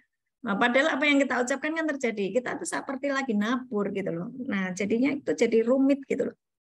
Mari punya penguasaan diri. Tetap ucapkan syukur. Hati, pikiran, mulut selaras dengan firman. Oh, itu enak banget. Ya. Kalau lihat anaknya nakal jadi, wah bodoh dasar goblok. Ini. Bu, sorry Bu, karena saya itu lihat harga-harga naik. Mana anak saya diomongi susah. Dia langsung keluar goblok. Itu kepleset itu namanya. Apa yang kita ucapkan itu terjadi ya. Kita harus menarik perkataan itu, aku batalkan di dalam nama Yesus. Anakku pandai, cerdas, tidak goblok, tidak bego, tidak bodoh. Nah itu. Harus segera langsung pemberesan. Supaya apa? Iblis enggak memakai kata-kata sia-sia kita ini untuk menjadi dakwaan. Loh, dia pernah ngomong kok Tuhan, waktu kita doa nih misalnya, Tuhan jadikan anakku pandai, cerdas. Itu kok nggak pandai-pandai ya Tuhan? Iblisnya ngomong, lah dulu kan pernah ngomong goblok-gobloknya anaknya kan gitu. Kayak gitu loh. Nah, setiap hari saya sampaikan ini makin banyak yang paham ya. Hati-hati dengan apa yang kita ucapkan karena itu taburan atau doa kita. Ada lagi? Dari Bu Eva, Bu. Minta bantu didoakan mau ambil rumah KPR. Supaya Tuhan bantu dalam pengurusan administrasi dan biayanya. Sempat terpikirkan dalam hatinya apakah sanggup untuk membayarnya. Apakah saya tetap kerja ke depannya. Terima kasih. Eva, kalau engkau sudah berjalan di jalan Tuhan, jangan khawatir tentang apapun juga. Bapamu di surga itu sangat baik. Ya, Bapa di surga itu seperti Bapak kita punya Bapak ayah di dunia itu, ya mungkin ada yang baik, ada yang jahat ya. Tetapi pada dasarnya seorang ayah itu adalah seorang yang sangat mencintai anak-anaknya dan mencukupkan segala keperluan anak-anaknya. Nah, Bapa di dunia itu aja sangat baik, apalagi Bapa kita di surga. Itu teramat sangat baik. Ya. Asal engkau tetap berjalan di trek Tuhan, rumah itu suatu yang sangat penting buat anak-anak Tuhan. Ya, punya rumah di bumi, punya rumah di surga. Rumah itu satu kebutuhan yang utama bagi anak-anak Tuhan. Jadi kalau kita ini sekarang lagi mempersiapkan rumah itu sesuatu yang sangat baik. Ya, pasti Tuhan akan memberkatimu. Asal kamu jangan menyimpang ke kiri dan ke kanan. Dan hati-hati Bapak Ibu, sekarang ini banyak penipu. Pastikan engkau bertemu dengan orang yang benar. Jangan pakai calo, ya. Dan jangan menyerahkan apapun tanpa hitam di atas putih. Ini loh. Ayo jadilah cerdas ya. Masa kita kasihkan duit tanpa ada perjanjian-perjanjian tertulis hitam di atas putih, ada materainya. Enggak boleh begitu. Semuanya kita harus pandai, cerdas, cerdik seperti ular, tulus seperti merpati. Jangan tulus tok. Hanya anak-anak Tuhan itu cuma tulus saja, baik hati. Tapi waktu dilicikin orang, wah baru nanti nangis-nangis banjir air mata. Ya. Bapa di surga, hari ini kami berdoa untuk anak-anak-Mu yang sedang membutuhkan rumah ataupun yang sedang mencicil KPR Tuhan untuk rumahnya. Biar Engkau sendiri memberkati, Engkau membuat pembedaan Tuhan. Hari-hari ini Tuhan yang sedang mengangsur KPR dan sangat sulit Tuhan Yesus. Karena semuanya naik Tuhan. Hari ini Bapa di surga, biar Engkau membuat pembedaan atas anak-anak-Mu di KKS ini. Tuhan, Engkau memberkati anak-anak-Mu berlimpah-limpah. Ada berkat supernatural yang turun atas anak-anak-Mu. Sebab Engkau sangat mengasihi anak-anak-Mu, putra-putrimu di tempat KKS ini. Dan Engkau memberkati mereka berlimpah-limpah Tuhan. Engkau memberkati dengan sebuah rumah yang sangat baik untuk keluarganya. Terima kasih Bapak, kami percaya Tuhan, kami mengalami pembedaan, mengalami berkat yang luar biasa, sebab hati kami hanya terpaut kepadamu saja. Terima kasih Bapak, Engkau memberkati kami dengan rumah di bumi maupun rumah di surga. Terjadilah di dalam nama Yesus. Haleluya. Amin. Amin. Amin. Amin. Terima kasih Bu Ana. Iya Eva. Tetap di track Tuhan ya, jagai hatimu, jangan ada konflik ya. Sudah lupakan yang lalu-lalu, jalan terus, maju, Ya. semangat ya. Iya, iya Bu Ana, terima kasih. Ya. Ada lagi? Bu Ana. Ya, silakan Bu Mika. Bu Ana, tadi gini, saya tadi siang ketemu teman saya itu Kristen sih, sudah lama juga Kristennya. Jadi dia cerita sama saya, sharing tentang kehidupan dia lah gitu ya, karena dia bilang dia kan semua di cover sama anak-anak gitu ya. Terus dia punya rumah, dia bilang saya udah doakan rumah itu bertahun-tahun pengen dijual, pengen tinggal sama anak gitu. Sedangkan dia kan ibu rumah tangga biasa lah, nggak ada kegiatan apa-apa dan tinggal sendiri. Terus waktu dia ngobrol sama saya, dia bilang, saya tuh udah minta loh bertahun-tahun sama Tuhan supaya rumah itu laku. Tapi kenapa rumah saya nggak laku-laku gitu. Terus di dalam hati saya terasa gitu ya, saya bilang, mungkin apa yang kamu doakan, ya nggak seperti keinginanmu, nggak seperti yang Tuhan pengen gitu kan, saya bilang. Tapi dia pokoknya saya nggak minta apa-apa sama Tuhan, saya cuma minta saya pengen rumah saya laku, terus saya pengen pindah ke dekat anak-anak saya, dibilang gitu. Terus saya bilang, anak-anak kamu mau nggak kalau kamu tinggal dekat anak-anak gitu kan? Mungkin mereka nggak terlalu suka tinggal dekat kamu atau gimana. Kalau aku sih, menurut aku rumah kamu itu nggak laku-laku mungkin karena lebih baik kamu tinggal sendiri. Lagi pula kan kamu dengan begitu kan lebih bebas, bisa ikut pelayanan, bisa ikut doa, bisa ikut segala macam, aku bilang. Tapi dia nggak bisa nerima. Cuma saya bilang, kalau saya selama ini yang saya rasakan hidup bersama Tuhan tuh kayak gini. Saya merasakan banyak keajaiban, saya merasakan banyak mujizat yang Tuhan kasih ke saya. Cuma satu yang mesti kita lakuin, itu kita pasrah, berserah ke Tuhan, bahwa yang terjadi semua kehendak Tuhan, bukan kehendak kita gitu. Nah, itu kira-kira gimana Bu Ana? Apa misalkan nanti besok-besok saya ketemu dia lagi, dia masih ngomong itu, apa yang harus jurusnya saya omongin yang terbaik? Ini loh, Bu. Seringkali ya, dulu juga saya itu tidak paham. Kenapa ya harus berdoa menurut kehendak Tuhan? Aku tuh dulu juga nggak paham, Bu. Saya nggak paham. Nah, terus kemudian Tuhan singkapkan ada yang namanya gulungan kitab itu loh. Di situ sudah tertulis hari-hari kita dibentuk, kemudian seluruh kehendak Tuhan, rancangan Tuhan yang harus boleh terjadi. Nah, waktu kita berdoa, ya wis Tuhan, kehendakmu saja yang terjadi, enak kok. Aku tinggal, kayak tadi mimpinya Bu Eva yang tadi siang saya share ya. Aku tinggal naik mobil, walaupun aku nggak lihat sopirnya, tetapi di situ sopirnya Roh Kudus. Aku tinggal naik kemanapun, ada jalan yang berbatu-batu, lumpur. Mereka yang tidak naik mobil kesulitan. Tapi aku yang di dalam mobil itu terus naik, berjalan di tempat yang enak dan nyaman. Itulah hidup di dalam kehendak Tuhan.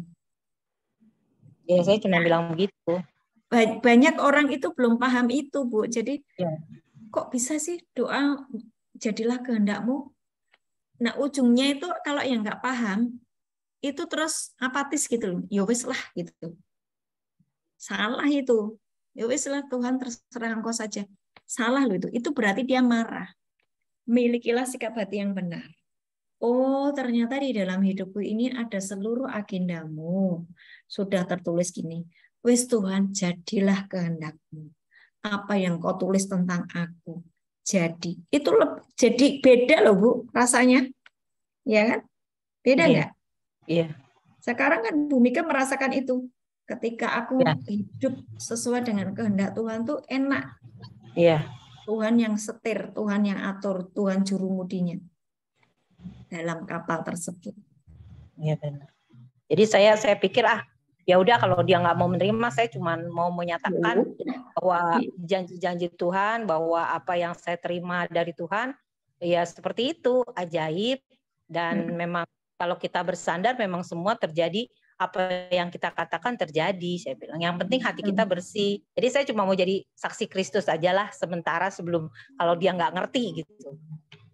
Bu Mika, waktu Ibu memberitahu kepada orang tersebut, kan ada seperti benturan ya, dia menolak. Iya. Ya udah, yang penting kan Pak Ibu sudah menyampaikan nasihat, ya kan? Mau dia terima atau tidak itu bukan urusannya, bukan urusan kita lah, ya itu urusannya dia dengan Tuhan. Tapi hati kita harus tahir, nggak boleh jengkel ya. Iya, iya Bu. Iya Bu, makasih. Mbak Ferry-nya AC, kamu sudah paham? Saya tadi sudah kirim voice note tentang iman ya. Ya, tentang iman. Tolong didengarkan berulang-ulang bagaimana sih supaya saya mengalami janji Tuhan. Ya, janji Tuhan itu kita harus punya iman. Iman itu kita harus punya yang namanya kita terima firman dulu. Kalau nggak ada firman, nggak bisa terjadi. Jadi misalnya kamu cuma ikut-ikutan, Ferry. Kamu cuma ikut-ikutan tinggal di gereja. Terus kemudian nyanyi-nyanyi. Terus kamu habis dari gereja nggak dapat apa-apa. Terus di rumah juga malas baca firman. Nggak akan terjadi apa-apa. Tetapi waktu engkau di gereja, dengar firman. Tangkap firman itu. Jadi dalam hidupku, dalam nama Yesus. Jadi harus ada hati yang bergelora. Hati yang berapi-api untuk menangkap firman itu. Ya. Maka itu firman itu jadi di dalam hidupmu. Karena apa? Ada iman. Iman harus ada firman atau janji Tuhan yang kita tangkap. Supaya terjadi mukjizat. Ya. Dan sebetulnya kalau kita ini memiliki seperti itu setiap hari itu sudah tinggal di dalam penyediaan Tuhan, enggak butuh mukjizat. Penyediaan Tuhan itu ya sudah nggak butuh mukjizat. Setiap hari itu enak banget. Mukjizat itu kan di masa-masa kritis ya. Gitu. Silakan, ada lagi.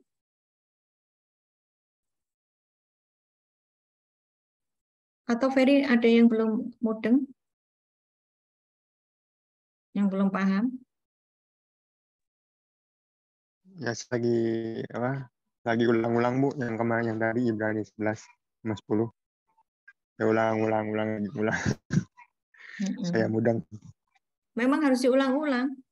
Dulu saya juga gitu. Nah, saya bisa seperti ini kan karena sudah saya ngulang baca Alkitab itu kan udah puluhan kali ya. Ya, jadi saya makanya imannya terus bertumbuh. Oh, itu disuruh kesaksian itu loh sama Julius, Pak. Mau kesaksian, silakan.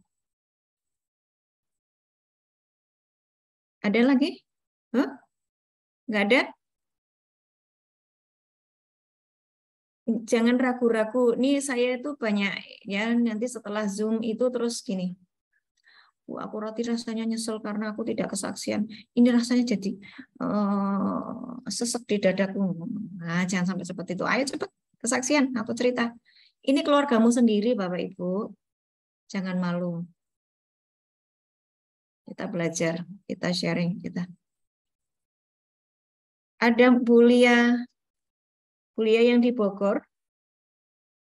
Bulia Bogor ikut enggak ya? Bulia yang di Bogor. Coba buka kameranya.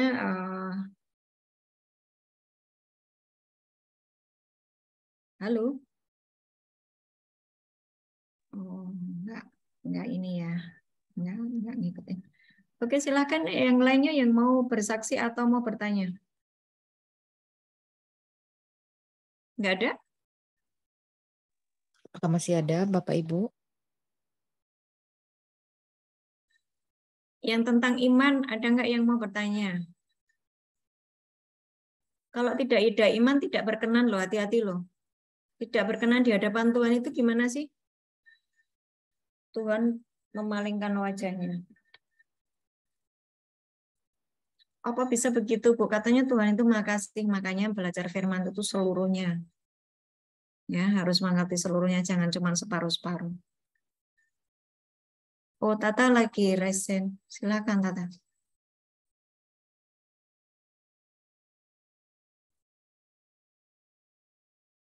Tata resen. Silakan. Oh, enggak. Resti, tadi buka kamera ragu-ragu. Oh, siapa ya lagi ya? Iya, Bu. Iya, silakan Resti. Saya mau cerita sedikit, Bu. Seksian lah. Kemarin beberapa hari yang lalu, tanggal berapa ya? Hari Sabtu lah, tanggal 3. Saya kan kerja di sebuah fasilitas kesehatan gitu. Petugas kesehatan lah. Terus ada pasienku gitu, Bu. Anak sekolah umur belasan tahun, 14 tahun, 13 tahun. Masuk rumah sakit. Terus saya kan masuk malam, kerja malam. Terus jam-jam 11 atau jam 12 tiba-tiba itu pasien bangun. Keluarganya bilang kerasukan sama neneknya kan kayak gitu. Terus ribut, banyak orang kerumuni di apalah kayak begitu.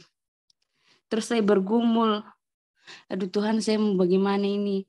Saya mau doakan, ragu. Bolak-balik lah saya. Tuhan, saya mau bagaimana ini? Tolong Roh Kudus bimbing saya. Saya mau doakan, ragu. Terus saya amati, saya bergumul dengan diri saya sendiri. Terus di hati saya bilang, doakan. Terus saya kan, baru pertama kali saya mau doakan orang sakit, terus dengan keadaan kerasukan kayak begitu. Terus saya beranikan diri, saya lihat orang-orang sudah pada bubar, yang keluarga-keluarga pasien yang lain sudah keluar.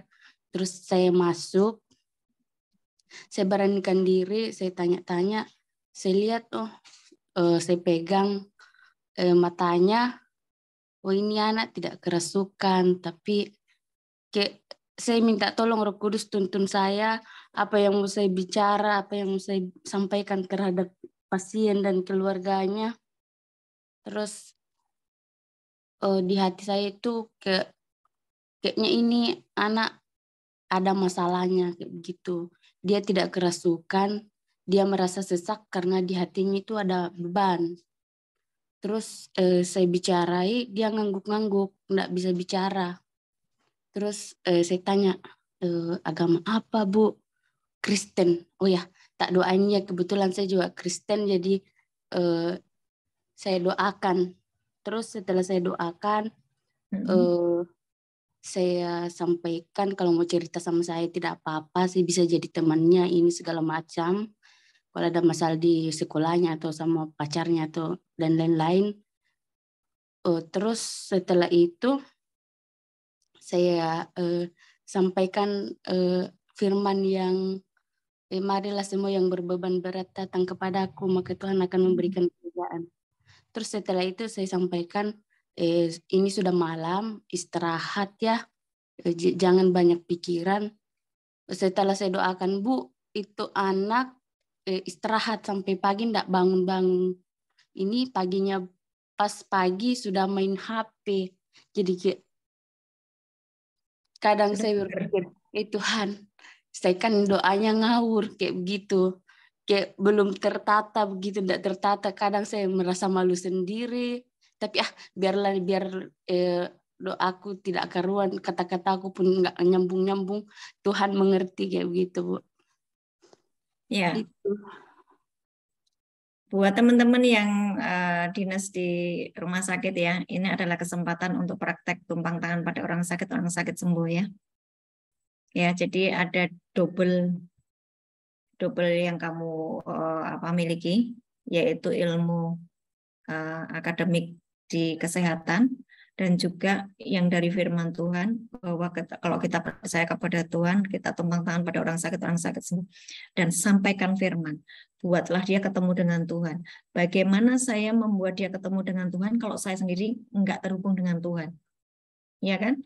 Itulah kenapa saya terus mengingatkan Bapak Ibu semua, di tempat kita masing-masing itu adalah ladang kita, ladang pelayanan kita. Kalau Mbak Tata ini kan kerjanya di YSKI, yaitu ladangnya pelayanan dia, ladang pelayanan dia. Ya, Ibu Mika mungkin punya komunitas ya mungkin hobinya masak, punya teman-teman yang sama gitu. Itulah ladangmu, ya, ladang pelayanan. Dimanapun kita berada, Christian Edward, engkau tuh memang mengajar musik, ya ladangmu di situ, ladangmu di situ. Ya, nggak usah cari-cari ladang. Di mana engkau ditempatkan itulah ladang pelayanan. Di situ engkau berfungsi sebagai terang dan garam, sebagai hamba Tuhan, hamba Allah, hamba kebenaran. Ya, yuk ada lagi. Ibu Sujawati, saya mau lihat kondisinya. Aman, Bu?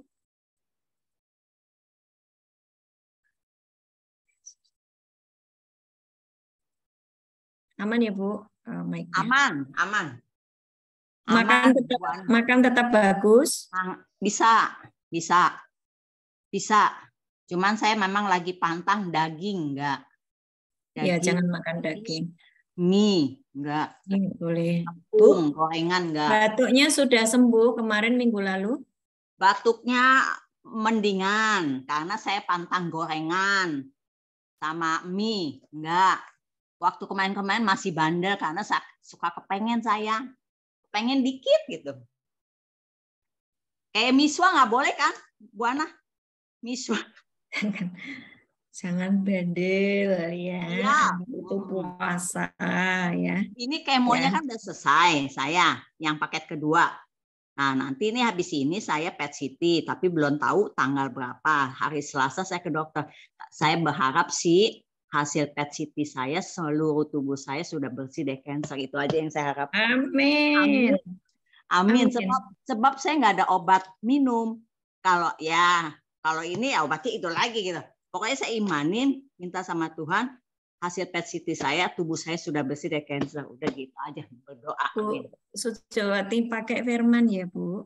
Ya. Yesus di atas kayu salib sudah menyelesaikan semua kutuk sakit penyakit. Semua kanker di dalam hidupku. Ya, pakai firman. Waktu Ibu mengucapkannya, itu membungkam iblis. Ya. Ya, saya suka ngomongin gini, Yeremia 33 ayat 6. Gitu. Tuhan memberikan kesehatan, kesembuhan pada saya. Ya. Yeremia 30 itu 17. Tuhan sudah mengobati luka-luka di tubuh saya. Kayak gitu. Nah, jangan lupa darah Yesus sudah menyelesaikan semua. Itu jangan lupa. Itu kuncinya. Bilo-bilonya. Darah Yesus di atas kayu salib menanggung semua kutuk sakit penyakit di dalam hidupku, dan itu sudah selesai, lunas, dibayar Tuhan Yesus di atas kayu salib. Jangan lupa itu. Ya, karena yang menyelesaikan semua itu darah Yesus di atas kayu salib itu loh. Itu di ayat apa? Di firman Tuhan mana, Bu? Yang Ibu barusan ngomong. Banyak, Bu. Nanti saya WA ya. Ya. Apa tuh yang Tuhan sudah memakukan Tata itu surat hutang itu sudah dipakukan di atas kayu salib itu di Galatia berapa itu ya?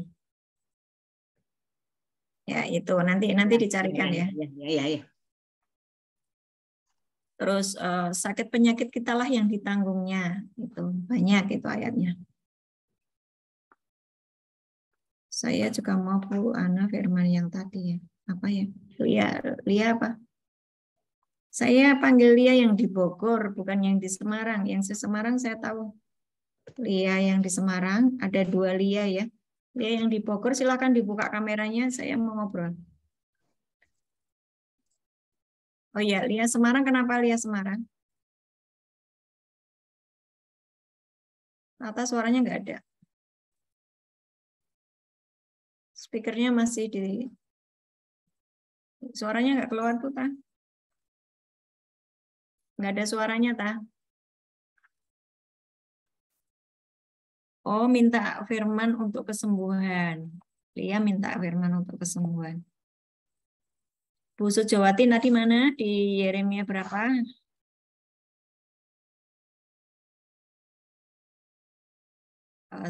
Saya, Bu. Saya. Ya. Yeremia berapa tadi? 33 ayat 6.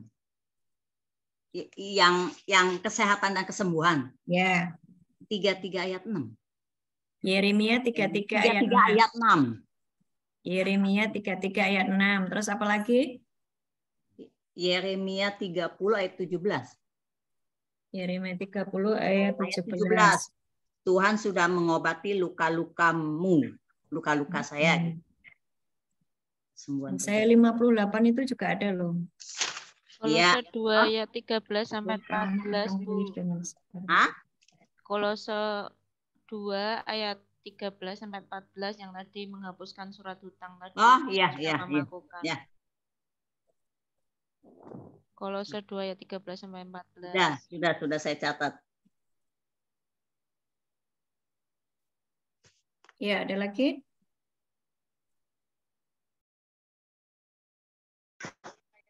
Ada lagi? Ayolah, tadi ya saya berapa, Bu Ana? Ya. Ya saya berapa tadi? Sebentar, Tuhan akan menjadi. Saya 58.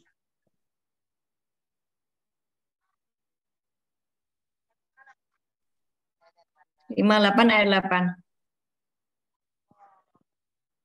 Pada waktu itulah terangmu akan merekah seperti fajar dan lukamu akan pulih dengan segera. Kebenaran menjadi barisan depanmu dan kemuliaan Tuhan barisan belakangmu. Ayat ini saya suka sekali ya. Ayat Yesaya 58 ayat 8 ini kita ini kan pasukan Tuhan ya. Pasukan kayak sekompi pasukan Tuhan gitu ya. Barisan depan kita kebenaran. Kalau kita ini hidup di dalam kebenaran, di depan kita ini kebenaran, firman Tuhan adalah kebenaran. Tuhan sendiri barisan depan kita. Dan kemuliaan Tuhan barisan belakang kita. Kita itu aman gitu loh, depan belakang itu aman. Luka kita akan pulih dengan segera. Luka apa? Luka batinmu, sakit hatimu, sakit penyakit di tubuhmu, lukamu sembuh. Sehat sembuh, depannya Tuhan, belakangnya kemuliaan Tuhan. Aduh, keren banget. Sudahlah, enak banget hidup dengan Tuhan. Jangan hidup sakarepe dhewe ya. Susah nanti. Ya. Ada lagi? Ada yang mau didoakan yang sakit?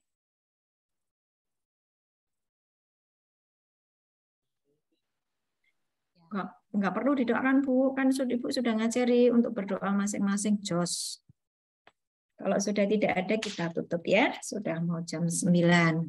Bu, doa ini Bu, tiap hari dia tidur pukul 6, pukul 5 pagi. Oh, tidak bisa tidur. Iya. Terus kalau tidak, sebentar aku tanya dulu. Kalau Ibu tidak bisa tidur, tidurnya jam 6 pagi, terus Ibu ngapain? Pertanyaan saya. Tengok, baca kitab ulang-ulang, tak paham apa ini, pergi lagi lari, baca lagi. Apa nih, datang. Ya, baguslah. Cakap macam itu kan, cakap Roh Kudus mari bantu saya. Saya mau paham benda nih, tapi kenapa saya tak paham-paham? Tuntun saya, please ya. Baguslah, itu baguslah, ya kan nggak bisa tidur itu kan disuruh berjaga untuk ngejar ketinggalanmu itu loh. Itu kan banyak ketinggalan pelajaran, jadi dibuat nggak bisa tidur untuk belajar firman. Sama kalau ketinggalan menu. Ayo, ayo yang ketinggalan menu baca hari ini, semuanya dibaca ya, nggak boleh ada yang delay-delay. Bukannya udah penuh ya, Mbak? Hari ini tinggal, belum lagi. Kenapa ada orang-orang yang tidak bisa tidur? Karena pikiran. Ya, pikiran. Jadi ada sesuatu yang nekan di pikiranmu sehingga engkau nggak bisa santai gitu loh, rest, tidak bisa istirahat karena pikirannya muter terus gitu. Mari jiwanya disuruh tenang. Perkatakan Filipi 4 ayat 7, Bu Nisi. Sekejap. Semua yang baik, semua yang mulia, semua yang sudah didengar, semua yang disebut kebajikan, pikirkanlah itu. Nggak usah mikir harga minyak naik, nggak usah mikir harga BBM naik, biarin aja itu kan kita ini anak Tuhan dipelihara Tuhan. Wah, Bu, harga naik semua, berasnya tuh 2 kali lipat harganya. Nggak usah, wis tenang aja, Bapak kita sangat baik. Yang penting Roh Kudus turun ya, Bu. Ya, Roh Kudus turun. Harga-harga naik, Roh Kudus turun. Nggak apa-apa, tenang aja. Oke? Ya, kita berdoa ya. Tata berdoa ya. Sekejap. Sudah Bu Nisi.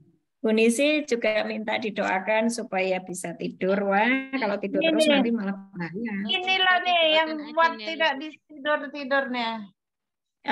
Bu Nisi, Edinil adalah anak Bapak di surga. Serahkan dia sama Bapak. Tugasmu hanya merawat saja. Tidak usah pakai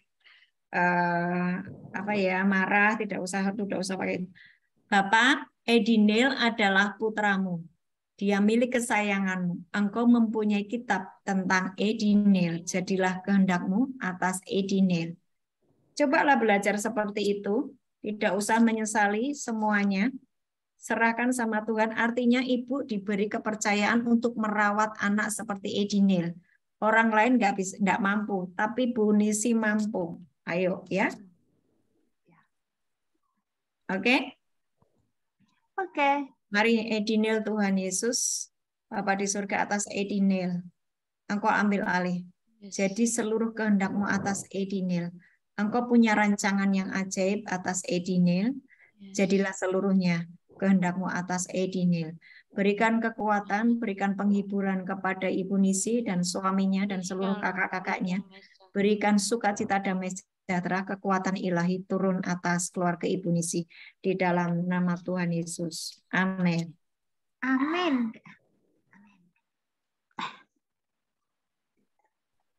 Yuk, silakan yuk berdoa. Ya. Bapak, kami mengucap syukur Bapak, terima kasih untuk setiap kebenaran firman-Mu Tuhan, untuk kami terus dapat berdiri tegap dalam kebenaran firman-Mu, buat kami terus semakin dewasa dalam iman Tuhan, supaya kami tidak mudah terombang-ambing oleh angin pengajaran yang bukan dari Engkau Tuhan. Buat kami semakin murni Tuhan, karena Engkau berfirman kepada kami, siapakah yang boleh naik ke gunung Tuhan? Orang yang bersih tangannya dan murni hatinya Tuhan. Terima kasih Engkau boleh izinkan setiap kami untuk mengalami pertandingan iman, dan Engkau yang pastikan kami selalu dalam track-Mu, dan Engkau yang selalu pastikan kami berjalan dalam kebenaran firman-Mu Tuhan, karena kami percaya Engkau sendiri yang berjalan di depan kami. Yes. Dan para malaikat-Mu menyertai kami kemanapun kaki kami melangkah Tuhan. Amen. Terima kasih Tuhan untuk setiap didikan yang Kau berikan kepada kami Tuhan, agar kami dapat boleh mengerti setiap kasih-Mu, cinta-Mu, pengorbanan-Mu dalam kehidupan kami Tuhan. Yes. Buat kami terus semakin mengerti Engkau, semakin mengenal Engkau, semakin mengalami Engkau dalam kehidupan kami. Dan kami menjadi terang dan garam untuk orang-orang di sekeliling kami Tuhan. Tuhan, pastikan kami untuk terus berdiri tegap dalam kebenaran firman-Mu Tuhan. Mari Tuhan, Kau terus senantiasa memberkati keluarga kami juga Tuhan. Dan Engkau menuliskan nama kami dalam buku kitab kehidupan dengan tinta emas-Mu. Kau layakkan kami satu keluarga penuh masuk dalam kerajaan-Mu Tuhan. Di dalam nama Tuhan Yesus, semua yang percaya dan sepakat katakan, amin. Amin. Tuhan Yesus Kristus memberkati kami semua dan melindungi kami. Tuhan Yesus Kristus menyinari kami semua dengan wajah-Nya dan memberi kami kasih karunia. Tuhan Yesus Kristus menghadapkan wajah-Nya kepada kami dan memberi kami damai sejahtera yang percaya katakan amin. Amin. Amin. Amin. Hari Minggu kita akan ada pelayanan di Cipinang ya. Saya nanti akan share link Zoom-nya buat teman-teman di KKS ya. KKS sudah dipanggil untuk melayani di LP Cipinang nanti hari Minggu tanggal 11 jam 13.30. Saya akan menyampaikan di Zoom. Bagi Bapak Ibu yang tidak memiliki acara, boleh gabung di acara Zoom hari Minggu dengan teman-teman di LP Cipinang. Firman Tuhan berkata, waktu aku di penjara, engkau tidak menjenguk aku. Nah, kita menjenguk ya lewat Zoom ini untuk berdoa mendoakan mereka. Dan kita juga memberkati mereka dengan makanan ya. Oke. Selamat malam semuanya. Tuhan Yesus memberkati. Selamat malam Bu Ana. Selamat malam. Selamat malam. Tuhan berkati. Thank you.